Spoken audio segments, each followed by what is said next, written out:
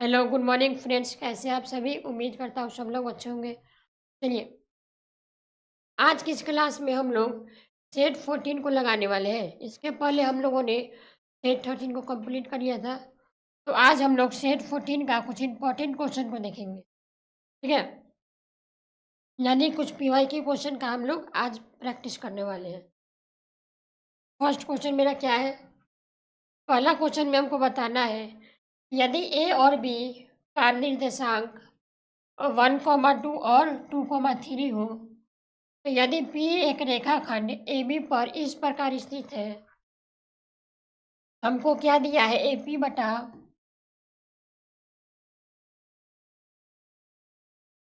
इसका हमको रेशियो दे दिया कितना? 4:3। तो हमको क्या निकालना है? हमको निकालना है कि P का निर्देशांक क्या होगा। यानी इस क्वेश्चन में हमको निकालना है कि P का निर्देशांक क्या होगा, यानी P का कोऑर्डिनेट क्या हो जाएगा। तो देखिए, सबसे पहले क्या करना है हमको, मान लीजिए कि ये मेरा पॉइंट A है, फिर यहाँ पर एक और पॉइंट क्या है? B है। इन दोनों पॉइंट को मिलाने वाला एक लाइन है AB। अब हमको ये क्वेश्चन में बोला है कि यदि अगर मेरा P एक रेखाखंड है, यानी इस AB लाइन पर P यहाँ पर कोई अगर इस पॉइंट दिया हुआ है, तो हमको पॉइंट P का कोऑर्डिनेट निकालना है। तो चलिए मान लेते हैं कि इस पॉइंट P का कोऑर्डिनेट क्या हो जाएगा? x, y। और हमको क्वेश्चन में एक और चीज़ गिवन है कि A और B का कोऑर्डिनेट दे दिया। तो A का कोऑर्डिनेट क्या है आपके पास? 1, 2 और B का कोऑर्डिनेट क्या है आपके पास? 2, 3। और हमको दिया है कि AP बटा PB, यानी AP का वैल्यू कितना है आपके पास? AP का वैल्यू है 4, यानी यहाँ से यहाँ तक का डिस्टेंस आपके पास 4 है। सिमिलरली BP का वैल्यू कितना है आपके पास? 3, यानी ये वाला डिस्टेंस आपके पास कितना है? 3। तो हमको निकालना है कि x, y का दूरी, यानी x, y का कोऑर्डिनेट क्या हो जाएगा। तो यहाँ से आप लोगों ने सेक्शन फार्मूला पढ़ा होगा। सेक्शन फार्मूला क्या होता है? अगर मेरा मान लीजिए कि कोई भी लाइन जो है, AB कोई लाइन है, और यहाँ पर अगर पॉइंट P कोई है, वो x, y है, और ये पॉइंट क्या है? इस लाइन को M/2 में क्या कर रहा है? डिवाइड कर रहे हैं। तो सेक्शन फार्मूला क्या कहता है? अगर मेरा x कोऑर्डिनेट निकालना होगा, तो इसका फार्मूला होता है mx2 प्लस nx1 बटा में क्या? m plus n। और अगर आपको y कोऑर्डिनेट निकालना है, तो इसका फार्मूला होता है my2 प्लस ny1 बटा में क्या? m plus n। ये मेरा हो गया y कोऑर्डिनेट, और ये वाला हो गया मेरा x कोऑर्डिनेट। तो यही आपका क्या है? Section formula. अगर मेरा कोई भी लाइन जो है वो क्या, किसी पॉइंट को M/2 में अगर डिवाइड कर रहा है, तो अगर उस पॉइंट का अगर कोऑर्डिनेट निकालना है, उसके लिए हम लोग ये वाला फार्मूला का इस्तेमाल करेंगे। अब यहाँ देखिए, अगर हमको x कोऑर्डिनेट निकालना होगा, तो x बराबर क्या लिखेंगे? mx2। यानी मान लीजिए कि ये जो लाइन AB जो है, वो क्या कर रहा है? M/2 में क्या कर रहा है? डिवाइड कर रहा है। तो हमको क्या करना है? mx2, यानी कि 4 × 2 प्लस nx1, यानी कि 3 × 1 बटा में क्या लिखेंगे? 4 + 3। तो यहाँ से अगर इसको आप सॉल्व करिएगा, तो सॉल्व करने पर क्या मिलेगा? 8 + 3 बटा में 7, यानी 11 बटा में 7। यानी यहाँ से आपको x कोऑर्डिनेट पता चल गया कितना होगा? 11 बटा में 7। उसके बाद आगे क्या निकालना है हमको? y coordinate. तो y कोऑर्डिनेट कैसे निकलेगा? तो यहाँ पर अगर हमको y कोऑर्डिनेट निकालना है, तो इसका फार्मूला क्या होता है? my2 प्लस ny1 बटा में क्या? m plus n। अब यहाँ से देखिए, m का वैल्यू कितना है आपके पास? m का वैल्यू 4 है, यानी my2, यानी 4 × में 3, यानी यहाँ पर आपका क्या होगा? 4 × में 3 प्लस ny1, यानी यहाँ पर आपका होगा 3 × में 2, यानी यहाँ पर लिखिएगा 3 × में 2 बटा में नीचे में क्या आएगा आपके पास? m प्लस n, यानी कितना? 4 + 3। अगर आप इसको सॉल्व करिएगा तो सॉल्व करने पर क्या मिलेगा, 12 + 6/7 यानी 18/7। तो यहाँ से आपको वाई कोऑर्डिनेट पता चल गया। हमको क्या निकालना था, हमको इस पॉइंट पी का कोऑर्डिनेट निकालना था। तो इस पॉइंट पी का कोऑर्डिनेट कितना था, x, y, यानी x का वैल्यू क्या निकाले यहाँ पर, x का जो वैल्यू है कितना है, 11/7, यानी यहाँ पर आपका क्या आएगा, 11/7, 18/7, यानी इस पॉइंट पी का जो कोऑर्डिनेट है वो पॉइंट पी का कोऑर्डिनेट क्या हो जाएगा, 11/7 कॉमा में क्या, 18/7, यानी आपका पहला क्वेश्चन का करेक्ट आंसर क्या होगा, 11/7 कॉमा क्या, 18/7, यानी फर्स्ट क्वेश्चन का आपका option number B correct answer होगा। पहला क्वेश्चन में आपको क्या करना था, हमको ए बी एक पॉइंट दे दिया, ए कोऑर्डिनेट दे दिया और बी कोऑर्डिनेट दे दिया, ठीक है। हमको निकालना था कि इस पॉइंट पी का कोऑर्डिनेट क्या होता है। तो यहाँ से हम जानते हैं कि अगर मान लीजिए कोई भी लाइन जो है, कोई भी लाइन कोई पॉइंट पी का अगर कोऑर्डिनेट पूछे यानी x, y का वैल्यू पूछे, तो यहाँ से सेक्शन फार्मूला के माध्यम से हम लोग x कोऑर्डिनेट और y कोऑर्डिनेट क्या करें, निकाल लिए। यानी मान लीजिए कि ए पॉइंट का कोऑर्डिनेट है x1, y1 और बी पॉइंट का कोऑर्डिनेट है x2, y2, और ये जो लाइन जो है वो इस पॉइंट को क्या m/2n में क्या करें, डिवाइड करें। तो यहाँ से हम लोग सेक्शन फार्मूला लाया कि सबसे पहले x कोऑर्डिनेट निकाले, उसके बाद आगे क्या किए, y कोऑर्डिनेट निकाल लिए, यानी फर्स्ट क्वेश्चन का आपका option number B correct answer होगा। चलिए अगला क्वेश्चन देखते हैं, question number second. Question number second में क्या बोल रहे हैं हमको, यदि एक वृत्त पर स्पर्श रेखा एक युग्म खींचा जाए तो एक दूसरे पर x डिग्री पर झुके हुए होते हैं, तो हमको बताना है कि वृत्त का उन दो त्रिज्या का अंतिम बिंदु पर स्पर्श रेखा खींचने की आवश्यकता है जिनके बीच का कोण कितना होगा। यानी हमको बोला कि मेरे पास एक वृत्त है, यानी मेरे पास एक सर्कल है,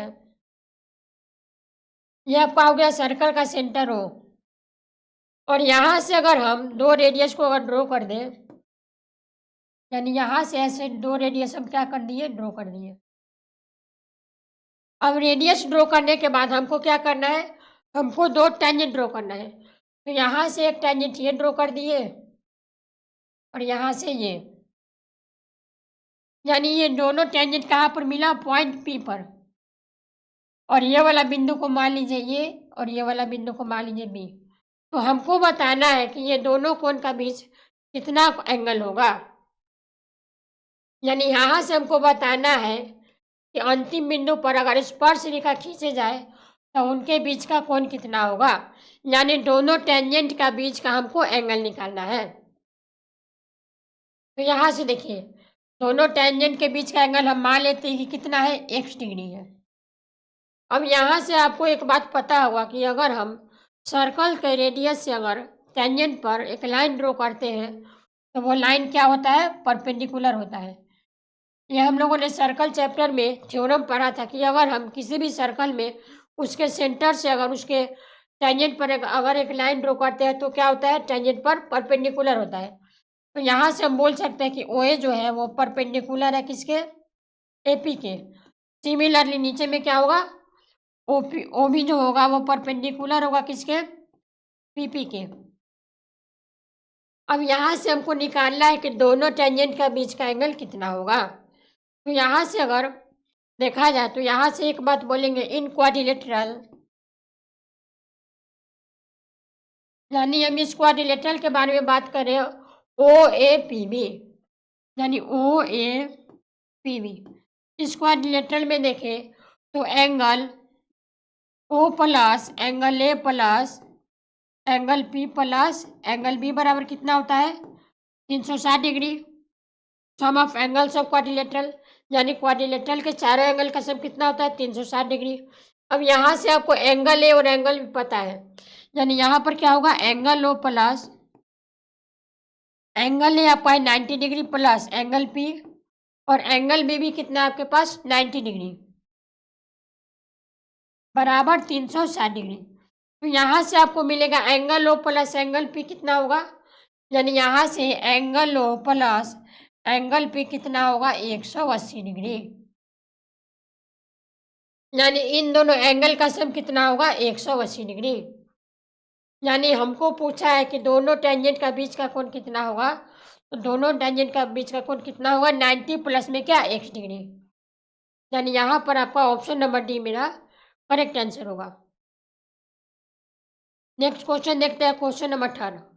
क्वेश्चन नंबर 18 में क्या बोला है, सरल रेखा की माप क्या है। यानी एक स्ट्रेट लाइन है, उसका हमको एंगल बताना है। जैसे मान लीजिए कि ए बी मेरा क्या है, एक स्ट्रेट लाइन है। तो स्ट्रेट लाइन का जो माप होता है, उसका जो मेजरमेंट होता है वो कितना होता है 180 डिग्री। यानी सरल रेखा का जो माप होता है वो कितना होता है हमेशा 180 डिग्री। यानी आपका थर्ड क्वेश्चन का आपका करेक्ट आंसर क्या बनेगा, आपका ऑप्शन नंबर सी। यानी कि स्ट्रेट एंगल का जो माप होता है वो कितना होता है 180 डिग्री। नेक्स्ट क्वेश्चन देखते हैं, 4 नंबर क्वेश्चन। हमको बताना है कि यदि एक समचतुर्भुज का विकर्ण 24 डेसीमीटर और 10 डेसीमीटर है, तो हमको निकालना है कि समचतुर्भुज का परिमाप क्या हो जाएगा। तो यहाँ से देखिए, यहाँ से हमको दिया है डायगोनल फर्स्ट कितना है आपके पास 24 डेसीमीटर, और दूसरा डायगोनल कितना है आपके पास, यानी डायगोनल 2 आपके पास है 10 डेसीमीटर। हमको निकालना है कि समचतुर्भुज का परिमाप क्या होगा। यानी हमको निकालना है पेरीमीटर ऑफ रोम्बस। तो यहाँ से आपको सबसे पहले परिमाप निकालने के लिए सबसे पहले आपको क्या निकालना होगा, इसका साइड। यानी परिमाप निकालने के लिए आपको सबसे पहले साइड पता होना चाहिए। यानी यहाँ लिखेंगे समचतुर्भुज का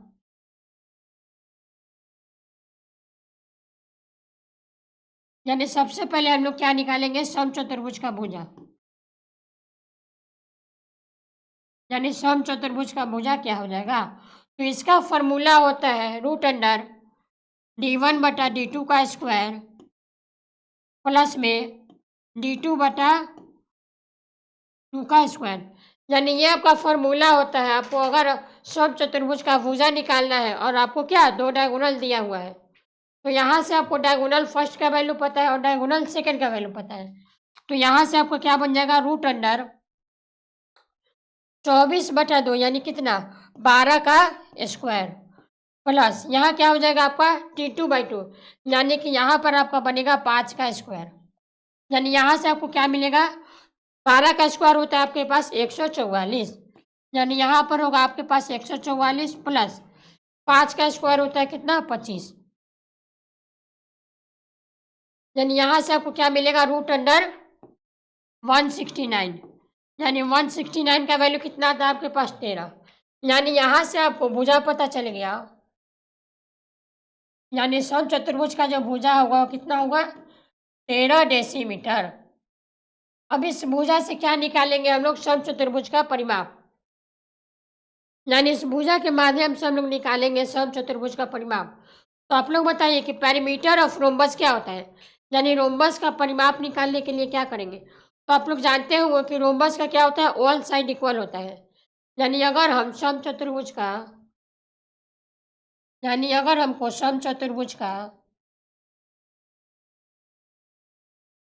परिमाप निकालना है, यानी उसका अगर पेरीमीटर निकालना है, तो उसका पेरीमीटर का फॉर्मूला क्या बनता है आपके पास 4 इंटू में साइड, यानी 4 इंटू में आप लोग भुजा लिख सकते हैं। अब यहाँ से हम लोग भुजा क्या निकाले 30 डेसीमीटर, यानी समचतुर्भुज का परिमाप कितना आ गया आपके पास 52 डेसीमीटर। यानी यही आपका क्या होगा करेक्ट आंसर होगा। यानी समचतुर्भुज का परिमाप क्या होगा आपके पास 52 सेंटीमीटर। यानी थर्ड क्वेश्चन का आपका फोर्थ क्वेश्चन का आपका ऑप्शन नंबर है आपका करेक्ट आंसर होगा। इस क्वेश्चन में मेन कॉन्सेप्ट क्या था, सबसे पहले आप लोग को समचतुर्भुज का क्या निकालना था भुजा। अब यहाँ से आप लोग समचतुर्भुज का परिमाप का फॉर्मूला लगाइए और इसका क्या निकाल लीजिए परिमाप निकाल लीजिए। चलिए नेक्स्ट क्वेश्चन देखते हैं, क्वेश्चन नंबर 5। क्वेश्चन नंबर 5 में क्या है, किस वृत्त का अधिकतम समानांतर स्पर्श रेखा हो सकता है। यानी मान लीजिए कि मेरे पास एक सर्कल है, मेरे पास एक सर्कल है, ये आपका हो गया सर्कल का सेंटर। हमको बोला है कि अगर एक वृत्त में अधिकतम कितना समानांतर स्पर्श रेखा खींची जा सकती है, यानी एक सर्कल में कितना हमको पैरेलल टेंजेंट हम लोग ड्रॉ कर सकते हैं। तो जैसे देखिए, एक सर्कल में क्या कर सकते हैं आप लोग, ज़्यादा से ज़्यादा दो समानांतर टेंजेंट को क्या कर सकते हैं, ड्रॉ कर सकते हैं। यानी हमको बोला कि एक वृत्त में अधिकतम यानी मैक्सिमम कितना समानांतर रेखा ड्रॉ किया जा सकता है, यानी हमको बोला कितना समानांतर टेंजेंट ड्रॉ कर सकते हैं। तो आप लोग को पता होगा कि एक सर्कल में ज़्यादा से ज़्यादा हम लोग दो समानांतर टेंजेंट को क्या कर सकते हैं, ड्रॉ कर सकते हैं। तो इस क्वेश्चन का करेक्ट आंसर आपका क्या बनेगा, यानी आपका 5 नंबर क्वेश्चन का आपका करेक्ट आंसर बनेगा ऑप्शन नंबर बी, यानी 2 आपका क्या हुआ, करेक्ट आंसर होगा। आई होप ये क्वेश्चन आप लोग को समझ में आ गया होगा। ठीक है, बेसिक क्वेश्चन था। चलिए नेक्स्ट क्वेश्चन देखते हैं, क्वेश्चन नंबर 6। क्वेश्चन नंबर 6 में आपको क्या बोला है, हमको बताना है कि बिंदु -3,4 तथा में 1,2 को मिलाने वाली रेखाखंड को y अक्ष पर किस अनुपात में बांटती है। यानी हमको बताना है, जैसे देखिए हमको क्या बताना है, ये मेरा मान लीजिए पॉइंट ए है और ये मेरा पॉइंट बी है।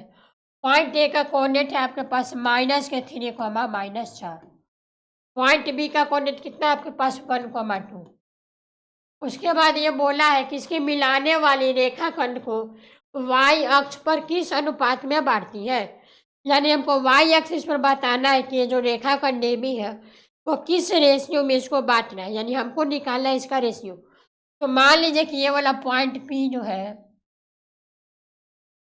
हमको बोला वाई अक्ष पर, तो वाई अक्ष पर हमेशा याद रखिएगा एक्स का वैल्यू 0, यानी इस पॉइंट पी का कोऑर्डिनेट क्या बनेगा आपके पास 0,y। ये बात इंपॉर्टेंट है, यानी इस पॉइंट पी का कोऑर्डिनेट कितना होगा आपके पास 0,y। अब यहाँ से देखिए, माना कि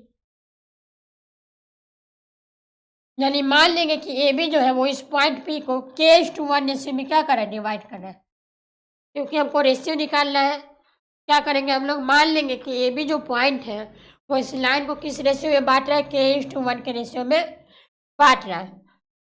अब यहाँ से क्या करेंगे हम लोग, सिंपली सेक्शन फार्मूला लगाएंगे, यानी यहाँ से 0 बराबर क्या बोलेंगे, mx2, यानी कि -3 में 1 प्लस यहाँ बोलेंगे ny1, यानी कि 1 में क्या -4 बटा में m+n, यानी k+1, यानी इस k+1 को अगर इक्वल टू के अगर इधर भेज दे तो ये वाला टर्म आपका 0 बन जाएगा। यानी यहाँ से आपको क्या मिलेगा, 0 बराबर में -3 और -4, यानी 0 बराबर -8, यानी एक्स कोऑर्डिनेट तो आपको मिल गया 0। हमको निकालना है y, यानी यहाँ से हम लोग y बराबर क्या बोलेंगे, यानी y बराबर आप लोग बोल सकते हैं, y बराबर आपको लिखना होगा तो क्या लिखते हैं, my2 प्लस ny1 बटा में क्या m+n। ठीक है, यानी यहाँ पर क्या बोलेंगे, k/2, यानी k/2 प्लस ny1 करने का मतलब कितना हो गया, 1 × -4, यानी 1 × में -4 और बटा में क्या होगा, बटा में आपका होगा k+1 और यहाँ पर क्या है आपका y है। तो यहाँ पर आपको क्या मिलेगा, यहाँ पर आपको मिलेगा y बराबर में 2k प्लस 2k-4 बटा में क्या k+1, यानी यहाँ से आपको y कोऑर्डिनेट क्या मिल गया, 2k-4 बटा में क्या 1।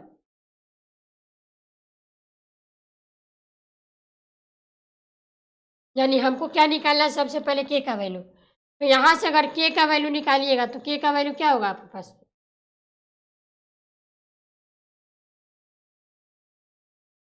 हाँ, तो यहाँ से अगर x कोऑर्डिनेट में देखा जाए तो यहाँ से आप लोग k का वैल्यू उतना ना करके, यानी इतना y का वैल्यू ना निकाल के आप लोग यहाँ से भी k का वैल्यू निकाल सकते हैं। यानी यहाँ से आपका k का वैल्यू कैसे निकलेगा, यानी यहाँ से क्या किए सबसे पहले k इंटू टू, यानी यहाँ से आपका k का वैल्यू कैसे निकलेगा, तो k का वैल्यू निकालने के लिए हम लिख सकते हैं, यानी यहाँ पर आपका क्या बनेगा, यानी 0 बराबर क्या होगा, k इंटू में 1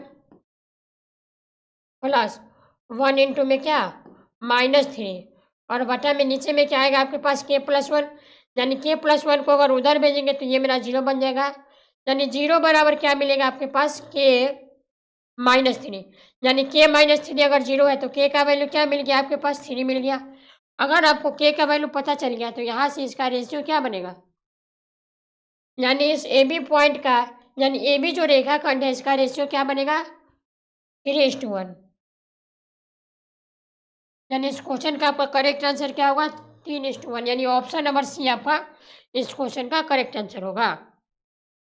इस क्वेश्चन में हम लोगों ने क्या किया, इस क्वेश्चन में अगर ध्यान से देखिएगा तो हम लोगों ने सबसे पहले यहाँ से देखे कि अगर x कोऑर्डिनेट 0 है तो यहाँ सबसे पहले हम लोग इस k का मान निकालें, और k के मान निकालने के बाद यहाँ से इसका क्या बता दिए, रेशियो बता दिए। नेक्स्ट क्वेश्चन देखते हैं, क्वेश्चन नंबर 7। क्वेश्चन नंबर 7 में हमको क्या बताना है, 7 नंबर क्वेश्चन में हमको बताना है कि यदि माध्य अगर, यानी हमको माध्य का वैल्यू दे दिया कितना है डेल्टा एफ एक्स बटा के, तो हमको बताना है कि के का मान क्या होगा, यानी इस क्वेश्चन में हमको के का वैल्यू निकालना है। तो यहाँ से आप के का वैल्यू कैसे बताएंगे, तो हम लोग माध्य बराबर क्या जानते हैं, माध्य बराबर हम लोग जानते हैं डेल्टा एफ एक्स बटा में एफ, यानी है ये हम लोग माध्य बराबर क्या जानते हैं, ये वाला फॉर्मूला जानते हैं। तो यहाँ से अगर दोनों को इक्वेट करें, यानी माध्य बराबर ये भी बराबर है और ये भी बराबर है, यानी यहाँ से क्या होगा डेल्टा एफ एक्स जो होगा डेल्टा एफ एक्स बाई के किसके बराबर होगा, डेल्टा एफ एक्स बटा में एफ के, यानी यहाँ से आपका डेल्टा एफ एक्स से डेल्टा एफ एक्स कैंसिल होगा, यानी यहाँ से आपको के का वैल्यू मिलेगा एफ, यानी यहाँ से नीचे में क्या होगा के का वैल्यू होगा आपके पास समेसन ऑफ एफ, यानी के का वैल्यू आपके पास क्या मिल गया समेसन ऑफ एफ, यानी ऑप्शन नंबर बी आपका इस क्वेश्चन का करेक्ट आंसर होगा, क्योंकि हमको जानते हैं कि माध्य बराबर क्या होता है डेल्टा एफ एक्स बटा में क्या समेसन ऑफ एफ। अब दोनों चीज़ को इक्वेट कर दिए तो यहाँ से आपको क्या मिल गया, यहाँ से दोनों चीज़ को इक्वेट करने पर यहाँ से आपको के का वैल्यू पता चल गया। चलिए अगला क्वेश्चन देखते हैं, क्वेश्चन नंबर 8। क्वेश्चन नंबर 8 में क्या करना है, अगर आपका tan theta plus sec theta बराबर पी हो तो सेक थीटा का मान निकालना है, यानी क्वेश्चन में हमको गिवन क्या दिया हुआ है, अगर आपका tan theta plus sec theta बराबर अगर पी है, यानी ये वाला चीज़ आपका क्या है गिवन है, तो हमको निकालना है कि पी का मान क्या होगा, यानी इस क्वेश्चन में हमको निकालना है कि सेक थीटा का वैल्यू क्या होगा। तो यहाँ से आपको सेक थीटा का वैल्यू कैसे निकलेगा, तो यहाँ से देखिए आप लोग को एक आइडेंटिटी पता होगा sec square theta minus tan square theta बराबर क्या होता है 1 होता है, ये आप लोग आइडेंटिटी जानते होंगे कि sec square theta minus tan square theta क्या आता है 1 होता है। तो यहाँ से क्या होगा, यहाँ से अगर इसको अगर ब्रेक कर दें, यानी ये आपको दिख रहा होगा A square minus B square, तो ए स्क्वायर माइनस बी स्क्वायर क्या होता है ए प्लस बी इंटू क्या ए माइनस बी, यानी इस चीज़ को लिख सकते हैं sec theta plus tan theta into में sec theta minus tan theta बराबर 1। अब यहाँ से देखिए हमको किसका वैल्यू पता है tan theta plus sec theta, तो इस tan theta plus sec theta की जगह पर क्या लिख सकते हैं पी, यानी यहाँ पर लिख सकते हैं पी इंटू में sec theta minus tan theta बराबर 1। तो यहाँ से अगर हम लोग sec theta minus tan theta का वैल्यू निकालें तो इसका वैल्यू क्या होगा 1/p आएगा। तो यहाँ से हम लोग वैल्यू निकालिए sec theta minus tan theta का। तो यहाँ से क्या करते हैं, इसको मान लेते हैं इक्वेशन फर्स्ट, यानी tan theta plus sec theta बराबर पी, इसको इक्वेशन फर्स्ट और इसको इक्वेशन सेकंड। अब यहाँ से क्या करेंगे, हमको निकालना है वैल्यू सेक थीटा को, यानी इस क्वेश्चन में से हमको tan वाले चीज़ को क्या करना होगा, हटाना होगा। यानी यहाँ लिखेंगे एडिंग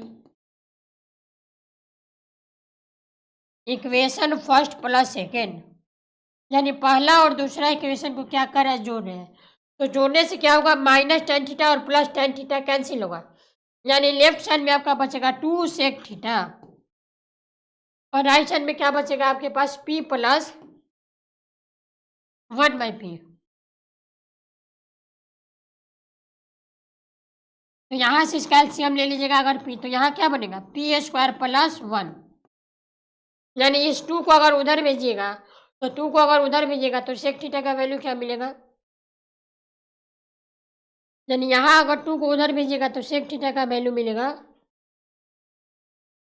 यानी यहाँ से आपको सेक थीटा क्या मिलेगा, सेक थीटा बराबर में p स्क्वायर प्लस 1 और नीचे में क्या आएगा, यहाँ पर 2 इधर मल्टीप्लाई में था, इक्वल टू को उधर जाएगा तो डिवाइड में, यानी नीचे में आपका बनेगा 2p, यानी यहाँ से आपको सेक थीटा का वैल्यू क्या मिला, p स्क्वायर प्लस 1 बटा में 2p, यानी ऑप्शन नंबर भी आपका इस क्वेश्चन का करेक्ट आंसर होगा।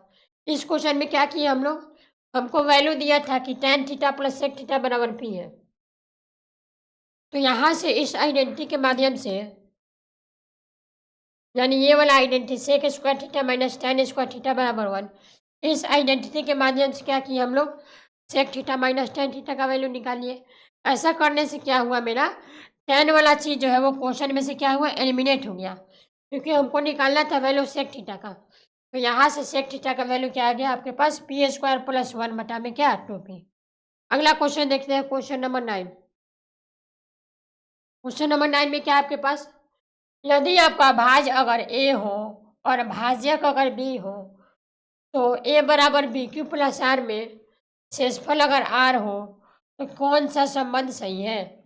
यानी हमको 4 ऑप्शन दिया, हमको क्या दिया है, सबसे पहले भाज, यानी भाज अगर a हो, भाजक अगर b हो और शेष अगर कितना हो, शेषफल अगर r हो, तो हमको एक रिलेशन दिया कि a बराबर में बी क्यू प्लस आर, यानी इस संबंध के लिए कौन सा ऑप्शन आपका सही है। ऑप्शन में क्या है, a greater than equal to R और less than equal to B. Option B में है R greater than equal to B. Option C में है 0 greater than equal to R और less than equal to B. तो यहाँ से आपको एक रिलेशन पता होगा, डिविडेंट बराबर क्या होता है, divisor into quotient plus reminder.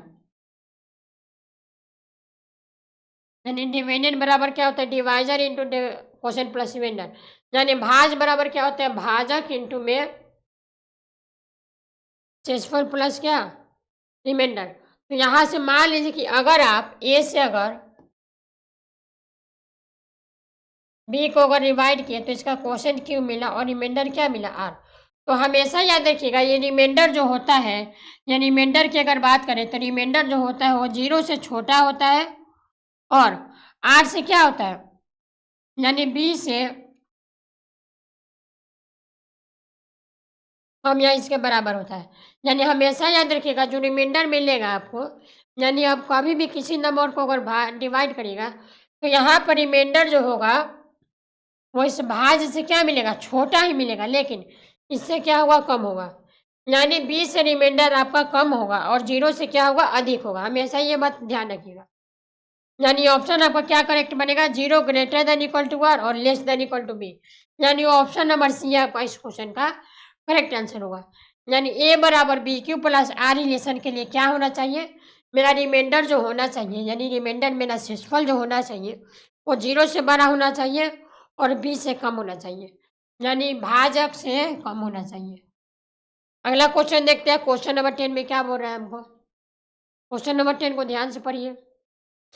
Question number 10 में हमको बताना है, यदि प्रथम n प्राकृतिक संख्या का मान अगर 3n/5 हो तो n का मान क्या होगा। यानी हमको एन का वैल्यू निकालना है। यानी हमको निकालना है कि प्रथम एन, हमको क्या निकालना है? प्रथम एन प्राकृतिक संख्या का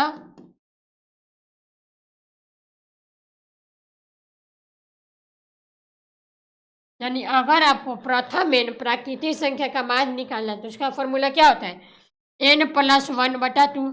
या आप लोग जानते होंगे कि अगर आपको प्रथम एन प्राकृतिक संख्या यानी नेचुरल नंबर का अगर मीन निकालना है तो इसके लिए हम लोग फॉर्मूला क्या इस्तेमाल करते हैं? N plus 1/2। और देखिए इनका मान कितना दिया हुआ है? 3n/5। यानी यहाँ से आपको एक चीज़ दिख रहा होगा कि एन प्लस 1/2 जो है वो किसके बराबर होगा? 3n/5 के। तो यहाँ से अगर इसको सॉल्व करिएगा यानी क्रॉस मल्टीप्लाई करिएगा तो 5n+1 किसके बराबर होगा? 6n के। यानी 5n+5 किसके इक्वल होगा? 6n के। तो यहाँ से आपको अगर n का वैल्यू निकला है तो n का वैल्यू क्या होगा आपके पास? 5। यानी इस 5n को अगर उधर भेजिएगा तो n का वैल्यू क्या मिलेगा? 5।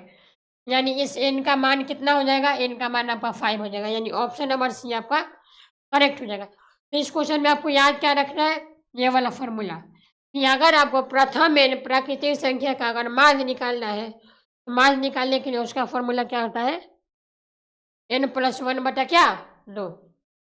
आई होप ये क्वेश्चन आप लोग को समझ में आ गया होगा। देखिए जो भी क्वेश्चन है वो कभी ना कभी पिछले वर्ष आपको पूछे गए हैं।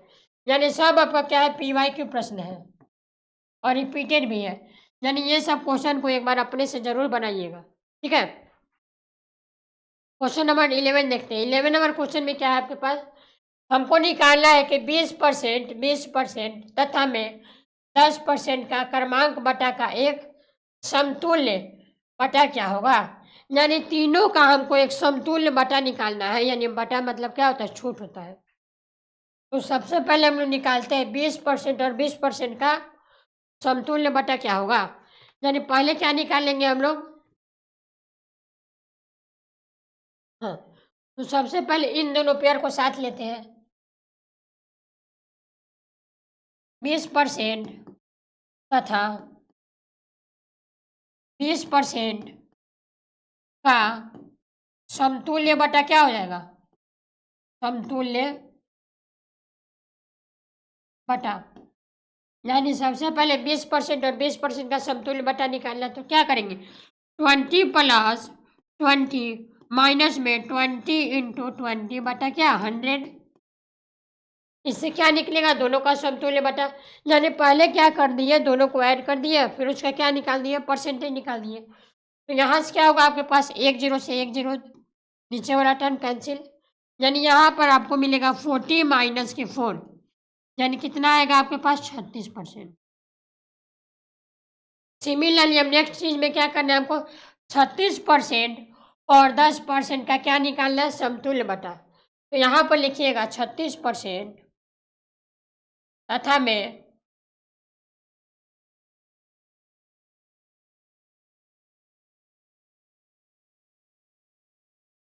10% का समतुल्य बटा क्या हो जाएगा? समतुल्य बटा। तो यहाँ से क्या होगा? सबसे पहले 36 में 10 को ऐड करेंगे। यानी यहाँ नीचे में भी क्या हो जाएगा आपके पास? नीचे में भी क्या होगा आपके पास? 36 + 10 माइनस फिर इसका परसेंटेज निकालने के लिए 36 × 10 बटा में क्या? 100। यानी यहाँ से 1 0 से 1 0 कैंसिल होगा। यानी इन दोनों को ऐड करेगा तो मिलेगा 46 माइनस यहाँ पर क्या मिलेगा? 3.6। यानी इन दोनों को अगर सब्ट्रैक्ट करिएगा तो सब्ट्रैक्ट करने पर आपको क्या मिलेगा? 46 माइनस क्या? 3.6। यहाँ पर आपको दोनों को सब्ट्रैक्ट करने पर क्या मिलेगा? 42.4%।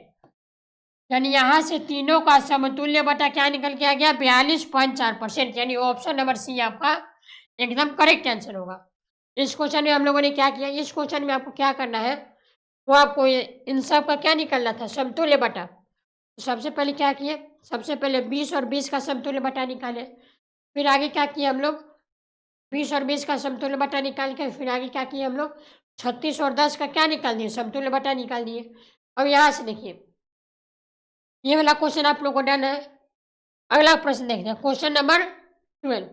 12 नंबर क्वेश्चन में क्या करना है, यदि एक आयत की लंबाई उसके चौड़ाई से 1 सेंटीमीटर अधिक है, यानी एक रेक्टेंगल का जो लंबाई है उसके चौड़ाई से क्या है 1 सेंटीमीटर वन, यानी अगर चौड़ाई अगर 1 मीटर होगा तो लंबाई क्या होगा, 1 + 1 मीटर होगा। यानी आप क्या बोला है कि उसका जो लंबाई है उसके चौड़ाई से क्या 1 मीटर ज़्यादा है। तो हमको क्या बताना है कि इसका परिधि अगर 14 सेंटीमीटर है तो आयत का क्षेत्रफल क्या होगा। तो सबसे पहले बताइए कि आयत का परिधि क्या होता है, यानी कि पेरीमीटर ऑफ रेक्टेंगल क्या होता है। तो यहाँ से लिखिएगा, यहाँ से आयत का जो परिधि है, आयत का आपका परिधि क्या हो जाएगा, यानी कि पेरीमीटर ऑफ रेक्टेंगल क्या होता है, उसका फॉर्मूला होता है 2 में L + B। अब पेरीमीटर ऑफ रेक्टेंगल दिया है कितना, 14 सेंटीमीटर, यानी 14 बराबर 2 में। अब देखिए यहाँ पर देखिएगा, ध्यान दीजिएगा, लंबाई की जगह पर क्या लिखेंगे हम लोग, यानी क्वेश्चन में ये बात स्पष्ट किया है कि लंबाई जो है उसके चौड़ाई से कितना ज़्यादा है, 1 सेंटीमीटर ज़्यादा है। यानी उसका चौड़ाई अगर 1 होगा तो लंबाई क्या बनेगा, यानी उसका चौड़ाई क्या होगा, यानी यहाँ पर उसका लंबाई क्या होगा, L + L - 1, यानी यहाँ 14 बराबर क्या होगा, 2 × 2L - 1। यानी ये क्वेश्चन में बोला था कि उसका लंबाई जो है वो चौड़ाई से क्या है, कम है। तो यहाँ से इसके ब्रैकेट खोलने पर क्या मिलेगा, यानी 2 से कटेगा 14 7 बार में, यानी यहाँ से मिलेगा 2L - 1 बराबर 7, यानी 2L बराबर 8, यानी L का वैल्यू कितना होगा आपके पास, 4 सेंटीमीटर। यानी यहाँ से आपको लंबाई निकल गया 4 सेंटीमीटर। तो अगर लंबाई अगर 4 सेंटीमीटर है, हाँ, तो यहाँ से देखिएगा, अगर आपका लंबाई अगर 4 सेंटीमीटर है तो उसका चौड़ाई क्या होगा, यानी उसका ब्रेथ जो होगा वो क्या होगा, लंबाई से 1 कम है। यानी जो भी लंबाई होगा उससे 1 का क्या करना है, माइनस कर देना है। यानी 4 - 1, यानी चौड़ाई कितना निकल के आ गया, 3 सेंटीमीटर। अब हम लोग जानते हैं कि आयत का क्षेत्रफल का फॉर्मूला क्या होता है। तो यहाँ से अगर आयत का क्षेत्रफल निकालें, आयत का यानी एरिया ऑफ रेक्टेंगल क्या होता है आपके पास, L × B, यानी लंबाई गुना चौड़ाई। लंबाई कितना है आपके पास, 4, चौड़ाई कितना है, 3, यानी कितना आ गया आपके पास, 12 वर्ग सेंटीमीटर स्क्वायर। यानी ऑप्शन नंबर बी आपका एकदम इस क्वेश्चन का करेक्ट आंसर होगा, यानी सेकेंड ऑप्शन आपका करेक्ट होगा। इस क्वेश्चन में क्या करना है, सबसे पहले हम लोग आयत के परिधि के माध्यम से उसका लंबाई निकालिए, फिर उसका चौड़ाई निकालिए और बाद में क्या कर दीजिए, आप उसका क्षेत्रफल निकाल लीजिए। सिंपल सा क्वेश्चन था। अगला क्वेश्चन देखते हैं, क्वेश्चन नंबर 13। हाँ, 13 नंबर क्वेश्चन में क्या है, ये भी आसान प्रश्न है। यदि प्रथम 10 अभाज्य संख्या का माध्य क्या होगा, यानी हमको फर्स्ट अभाज्य संख्या यानी प्रथम 10 प्राइम नंबर का क्या निकालना है, माध्य निकालना है, यानी मीडियन निकालना है। तो यहाँ से बताइए सबसे पहले कि अभाज्य संख्या क्या होता है, वैसी संख्या जो 1 से कटे और अपने आप से कटे, यानी प्रथम 10 अभाज्य संख्या क्या हो जाएगा, यानी यहाँ से अगर प्रथम 10 अभाज्य संख्या लिखे तो क्या होगा, पहला होगा आपके पास 2, 3, 5, 7, 11, 11 के बाद 17, 17 के बाद 19,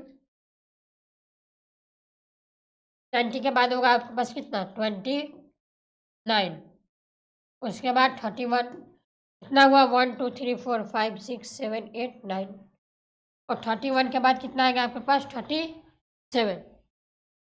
यानी ये आपका हो गया प्रथम 10 अभाज्य संख्या। अब यहाँ से देखिए, हम लोग माध्यक निकालने के लिए क्या करते हैं, यानी माध्यक निकालने के लिए हम लोग, यानी मीडियन निकालने के लिए सबसे पहले हम लोग एन का वैल्यू देखते हैं। यानी यहाँ पर एन का वैल्यू 10 है, यानी ये मेरा क्या है, एक इवन नंबर। इवन नंबर वाला केस में मेरा माध्य का फॉर्मूला क्या बनता है, यानी इवन नंबर वाला केस में मेरा माध्य का जो फॉर्मूला होता है, यानी n/2 पद प्लस में n+1/2 पद, ये मेरा होता है माध्य का फॉर्मूला जब मेरा n का वैल्यू क्या हो, इवन हो। अब यहाँ से देखिए n का वैल्यू 4 है, 10 है, यानी ये आपका बनेगा 5वां पद प्लस 6वां पद। और यहाँ से आपका 1/2 कॉमन होगा, यानी यहाँ से क्या लिखिएगा आप लोग, 1/2 इंटू में 5वां पद कौन सा है आपके पास, ये आपके पास है 11, और छठा पद है कितना, 17, यानी आपके पास 5वां पद 11 है, सॉरी, यहाँ पर छठा पद आपका कितना होगा, यहाँ आपके पास होगा 13, 19, 90 के बाद होगा आपके पास 29, 31 और 39। हाँ, यानी यहाँ से आपका क्या बनेगा,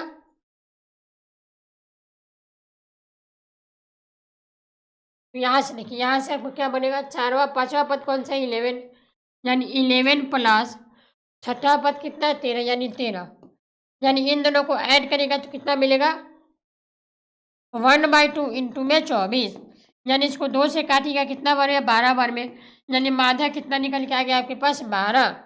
यानी अगर आपको प्रथम 10 अभाज्य संख्या का अगर माध्य पूछेगा तो कितना होगा आपके पास, 12, यानी ऑप्शन नंबर सी आपका एकदम करेक्ट आंसर होगा। अगला क्वेश्चन देखते हैं, क्वेश्चन नंबर 14 नंबर क्वेश्चन में क्या करना है, नीचे कई वास्तविक संख्या का दशमलव प्रसार दिया है, तो इनमें से कौन सा परिमेय नहीं है, यानी हमको परिमेय वाला जो संख्या रेशनल नंबर नहीं है उसको हमको क्या करना है, बताना है। देखिए फर्स्ट ऑप्शन में क्या है, सेकंड ऑप्शन में 43.23456, यानी सेकंड ऑप्शन में देखना होगा कि सब अलग अलग नंबर है। फिर अगर थर्ड ऑप्शन की बात करें तो यहाँ देखिए, यहाँ पर एक कुछ निश्चित पैटर्न में क्या हो रहा है, नंबर आपका रिपीटेड हो रहा है, यानी यहाँ पर आपका रिपीटिंग वाला नंबर है। और फोर्थ ऑप्शन में क्या है, इतना चीज़ क्या कर रहा है, एक बार रिपीट कर रहा है बार बार। तो यहाँ से आपको ये दोनों आपको दिख रहा होगा कि ये दोनों ऑप्शन नंबर बी और सी आपका क्या है, एक परिमेय संख्या है। लेकिन अब अगर ऑप्शन नंबर सी की बात करें तो ये आपका क्या है, ये आपका है non terminating repeating, non terminating repeating. इस केस में मेरे ये वाला कंडीशन क्या बन जाता है, एक अपरिमेय संख्या यानी इरेशनल नंबर, इसलिए मेरा ऑप्शन नंबर सी मेरा करेक्ट आंसर होगा, क्योंकि ऑप्शन नंबर सी में कुछ निश्चित निश्चित में ये मेरा नंबर जो क्या कर रहा है, रिपीट कर रहा है। नेक्स्ट क्वेश्चन देखते हैं, क्वेश्चन नंबर 15 नंबर में क्या करना है, यदि बहुपद cx² - bx + a बराबर अगर 0 हो और इसका मूल्य क्या हो, अल्फा और बीटा हो, तो हमको निकालना है कि α² + β² का मान क्या होगा। यानी हमको एक पॉलिनोमियल दिया है कि cx² - bx + a बराबर अगर 0 हो और अल्फा और बीटा अगर इसका मूल्य हो, तो हमको बताना है कि α² + β² का वैल्यू क्या होगा।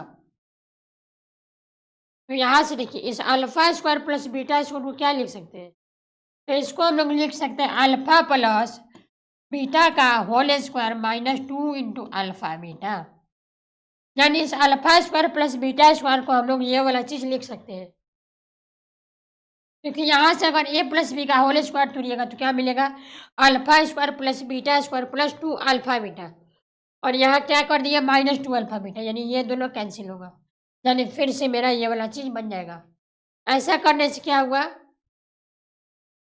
इस इक्वेशन से क्या करेंगे हम लोग, अल्फा प्लस बीटा का वैल्यू निकालेंगे और अल्फा इंटू बीटा का वैल्यू, यानी यहाँ से अल्फा प्लस बीटा क्या होगा आपके पास, ये आपका होता है -b/a, यानी -(b) बटा में सी, यानी अल्फा प्लस बीटा का वैल्यू कितना आ गया, बी बटा में सी।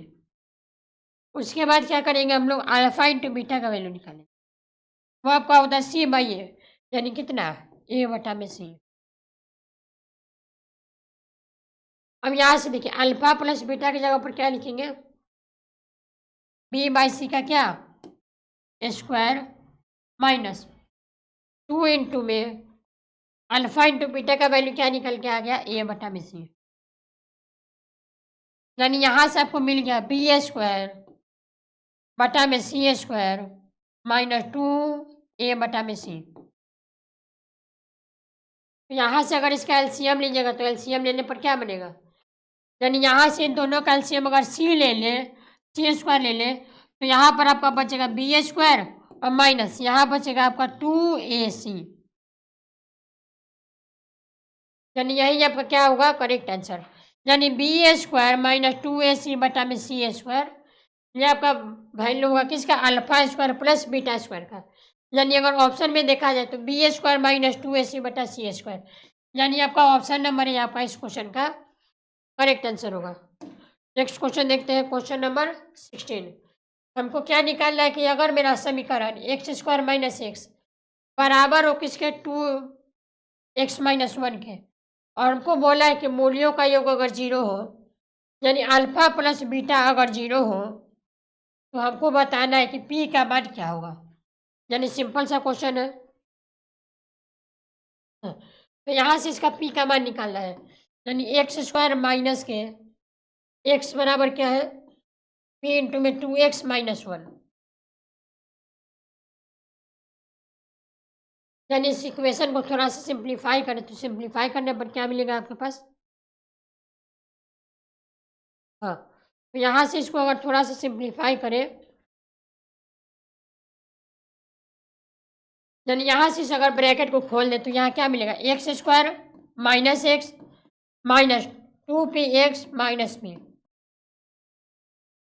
यानी यहाँ से अगर इसको इधर ला दे तो क्या बनेगा, x square minus x minus 2px minus plus p बराबर 0।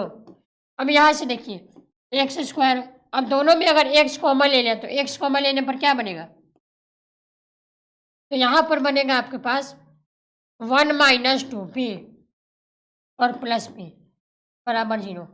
अब यहाँ से इसको ऐसे क्या कर दिए, सबसे पहले फैक्टराइज कर दिए।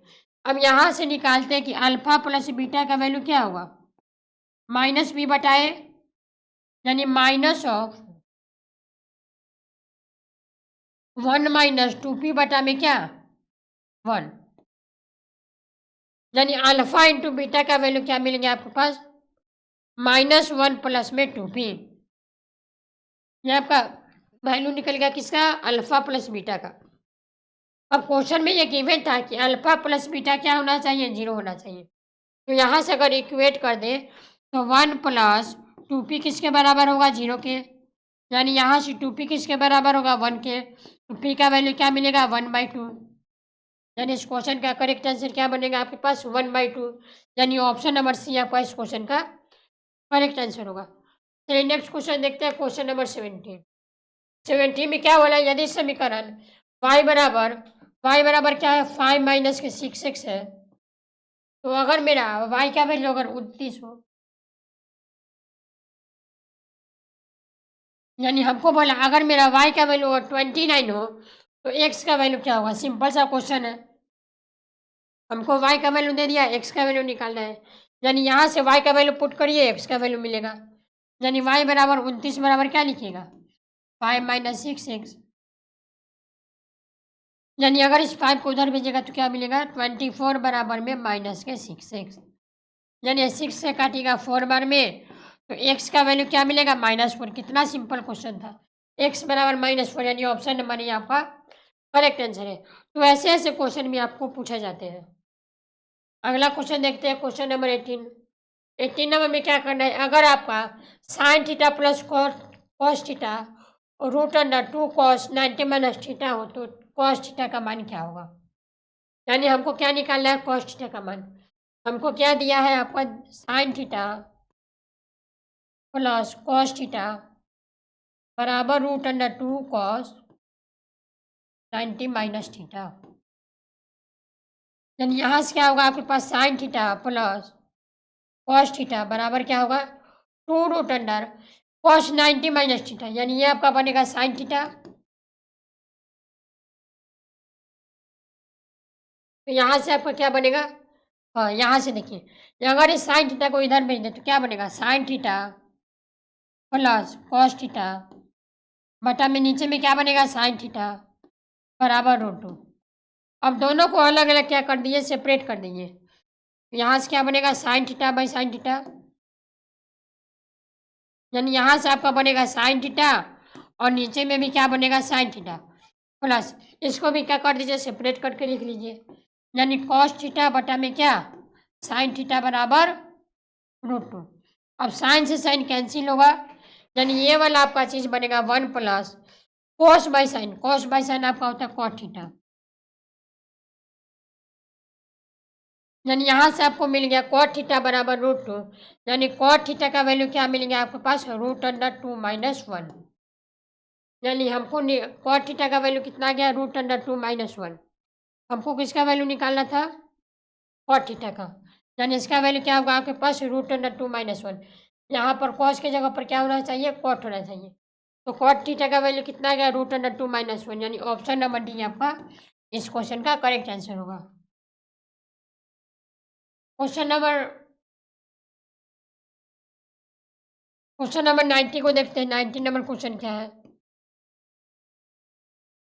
यानी क्वेश्चन नंबर 90 में आपको क्या करना है,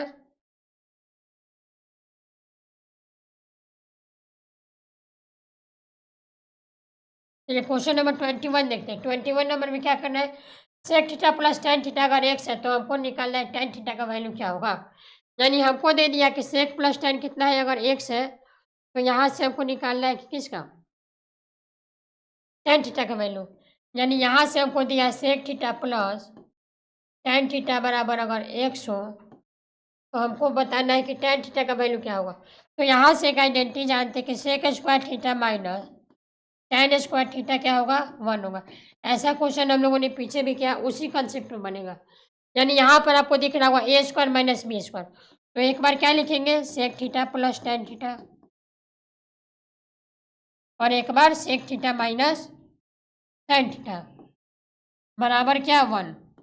अब यहाँ से आपको sec theta plus tan theta का वैल्यू पता है कितना है एक्स, यानी एक्स इंटू में सेक थीटा माइनस के टेन थीटा बराबर क्या है 1। तो यहाँ से इस एक्स को अगर उधर भेज दे तो यहाँ से आपको दिख रहा होगा कि sec theta minus tan theta का वैल्यू क्या है 1/x है। इसको आप लोग मान लीजिए इक्वेशन फर्स्ट और इसको मान लीजिए इक्वेशन सेकेंड, यानी यहाँ से हमको किसका वैल्यू निकालना है टेन थीटा का, यानी सेक वाले चीज़ को हटाना है, यानी क्या करेंगे इक्वेशन फर्स्ट माइनस सेकेंड,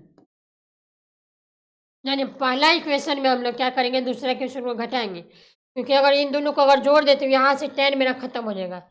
हमको वैल्यू निकालना है टेन थीटा का, इसीलिए हम लोग क्या करेंगे सेक थीटा को एलिमिनेट कर देंगे, यानी यहाँ क्या बनेगा आपके पास sec theta plus tan theta बराबर एक्स और यहाँ आपके पास बनेगा sec theta minus tan theta बराबर क्या 1/x, यानी अगर सब्ट्रैक्ट करेंगे तो क्या होगा साइन आपका चेंज होगा, यानी ये वाला चीज़ कैंसिल होगा, तो यहाँ पर आपका बनेगा 2 tan थीटा बराबर क्या बनेगा x माइनस 1/x, यानी यहाँ से आपको क्या बन गया 2 tan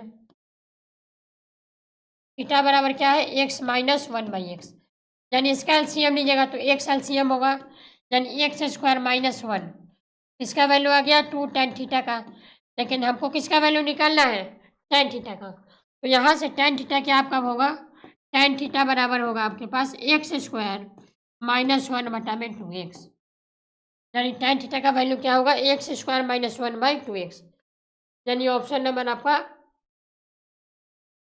नंबर डी आपका करेक्ट आंसर होगा। फिर एक और क्वेश्चन देख लेते हैं, लास्ट क्वेश्चन है आज का। क्वेश्चन में क्या बोला यदि समीकरण का योग में x माइनस वाई बराबर 2 हो, यानी हमको एक समीकरण दे दिया कि x माइनस वाई बराबर 2 और एक और समीकरण है 6x माइनस 2y बराबर 3। वो केवल एक ही हल है, यानी हमको दो समीकरण दे दिया और इस समीकरण का बोला कि दोनों का क्या है, यूनिक सॉल्यूशन, यानी दोनों समीकरण का एक ही हल है। तो हमको निकालना है कि के का मान क्या होगा। तो के का मान निकालने के लिए सबसे पहले हम लोग को यूनिक सॉल्यूशन का कंडीशन पता होना चाहिए। यानी यूनिक सॉल्यूशन का कंडीशन क्या होता है आपके पास, a1/a2 जो होता है वो नॉट इक्वल टू क्या होना चाहिए, b1/b2 के। ये आपका किसका कंडीशन है, यूनिक सॉल्यूशन। तो यहाँ से a1/a2 क्या हो जाएगा आपके पास, k/6 नॉट इक्वल टू क्या, -1/2। यानी यहाँ से आपको मिलेगा 2k बराबर 6 नॉट इक्वल टू 6, यानी k नॉट इक्वल टू 3, यानी k का वैल्यू 3 के बराबर नहीं होना चाहिए, यानी k नॉट इक्वल टू 3, यानी ऑप्शन नंबर बी आपका इस क्वेश्चन का करेक्ट आंसर होगा। तो चलिए आज इस क्लास में हम लोग सेट 14 का जितना भी क्वेश्चन था उसको हम लोगों ने कंप्लीट कर लिया। तो आज हम लोग कुल 20 क्वेश्चन को देखे। तो आप लोग बताइएगा कि इस 20 क्वेश्चन में आप लोग कितना क्वेश्चन अपने से अटेम्प्ट कर सकते हैं, ठीक है। तो आज के लिए हम लोग इतना ही रखेंगे, मिलते हैं नेक्स्ट वीडियो में, तब तक के लिए थैंक यू, जय हिंद, जय भारत।